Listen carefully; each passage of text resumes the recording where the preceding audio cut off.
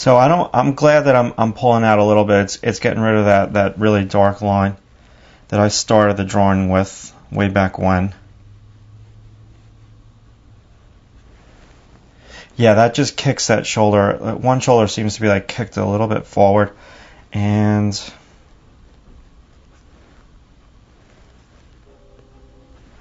just it's a little early to be pulling out, but I just want to show you how much graphite I smudged all over from using the brush. Now this all depends on like your style, how far you want to take this drawing. And I'm going to try to push it for as long as I can for you in the restraints of, you know, how much time that I have to spend on a DVD now. I want to make that. Okay, so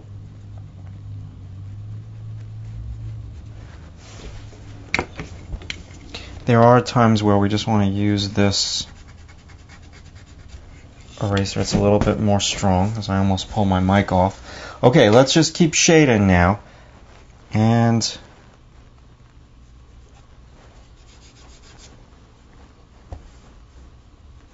gonna go for a brand new pencil and still looking.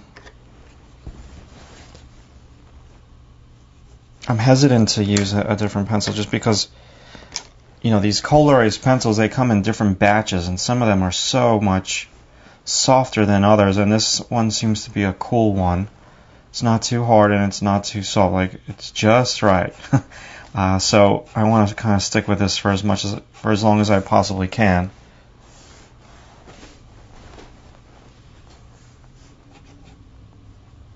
And I want to turn this, I've widened it.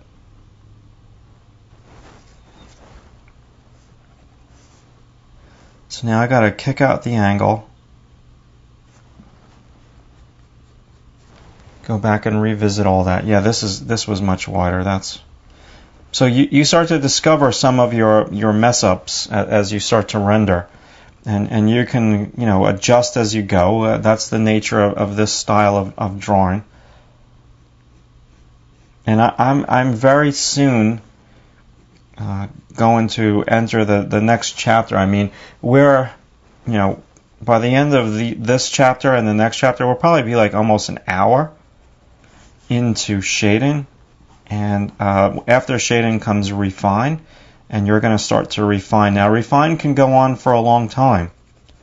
You know, shading is more about blocking in the tone, keeping with your measurements, adjusting as you go. But refining now is really going to be kind of zooming on in and making sure that everything is working, adding texture, all that stuff. So I'm much happier now with the way that this thing is looking. I'm still going to kick this out. I don't like this line over here. I don't want to have that dark line. I just want to have tone next to tone. And let's do that right now. Let's put some more tone down in the background. Now the background, again, I don't know how much of this I want to do on the camera for you. I might do some of the background off camera. So far, everything that I've done on this drawing has been on camera. And I want to try to do as much on camera as I can. If I do anything off camera, I will let you know. I mean, to me, the hard part is over. The getting of the overall shape of the statue, that's over. So now it's just a matter of me refining it and blocking in a little bit more and adding texture, and that's all the easy part.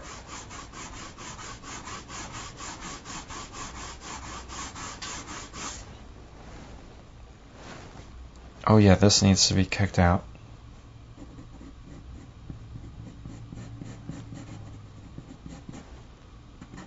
Okay, so, and I'm going to try to do this just in the morning. Right now we're past noon. I'm trying to work in the morning. Yes, I do have an artificial light hitting the statue, but I've got a north light in my studio and I've got two windows that face west. So I want to take into consideration that I'm going to be working on this drawing primarily in the early afternoon and in the morning because the light will remain consistent. If I keep my blinds open on my westward windows. I'll have some sunlight coming in soon, and that will change the light on the statue a little bit. I could just easily close the blinds, but it'll still change, so I want to try to work at the same time. Let's go a little bit darker now with this. So you start to see this thing coming alive now, and you start to see like a soft atmosphere, and it's just a longer version of what I did for you in the earlier chapters on value. This is the actual drawing, and that was just teaching. So this obviously is going to take longer, and I'm going to kind of feel it out as I go.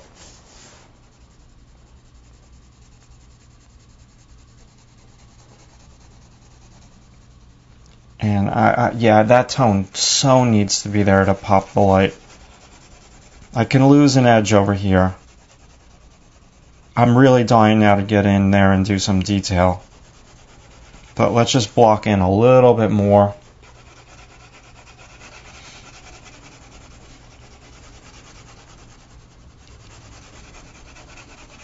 The more tone I put in the background, the lighter the statue will look.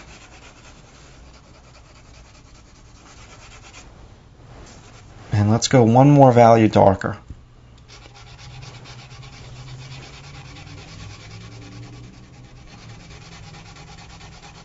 So you notice how someone asked in the forum, why gradually build up the values? Well, gradually build up the values because if you plow in black immediately and then it's wrong, it's not going to erase out. Whereas this is the safer way to shade and the safer way to render. You gradually build up. So now my proportions are decent. They're not perfect. So I'm confident with pressing down harder now on my pencil. And this is very tedious and very time consuming. So we'll do a little bit more of this, and then in the next chapter I think I'm going to maybe have one more chapter of shading, and then we're going to get into refining this statue and making it come alive with texture and with the modeling factors. You know, this is the groundwork for that. Now, I'm a big believer in beautiful things take time, and there's beautiful things that happen in 2 minutes. You can do a beautiful gesture drawing, and that's nice too. But in terms of rendering, in terms of doing this style, this is what you signed up for when you bought this DVD. This classical, you know, long drawing, rendering, realistic stuff.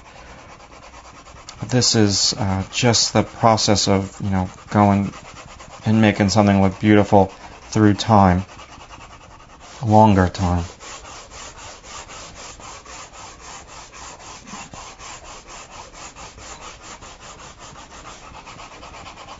Okay, I think that's enough background tone. Just scribbling, but I'm going straight up and down. Why am I going straight up and down? It's just easier to shade that way. My hand's not smudging anything just yet. Now, our last little thing here.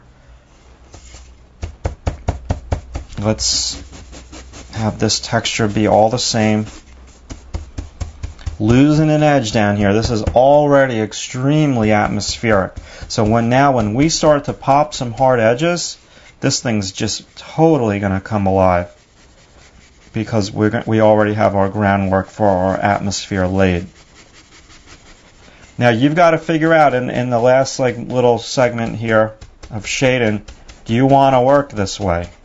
And I don't have a problem spending hours on a drawing. It's actually a lot of fun for me, but you've got to figure out, you know, if you don't want to work longer on the tone than this, then you go right to refining. But, you know, I like this whole process of creating these textures. This is just kind of like relaxation for me, and you've got to figure out what your style and lifestyle is going to be all about. Style of your artwork and lifestyle that you want to live. Do you want to spend hours in the studio, or do you want to just do it, get it done, and then, you know, move on to something else? All right, let's move on to the next chapter.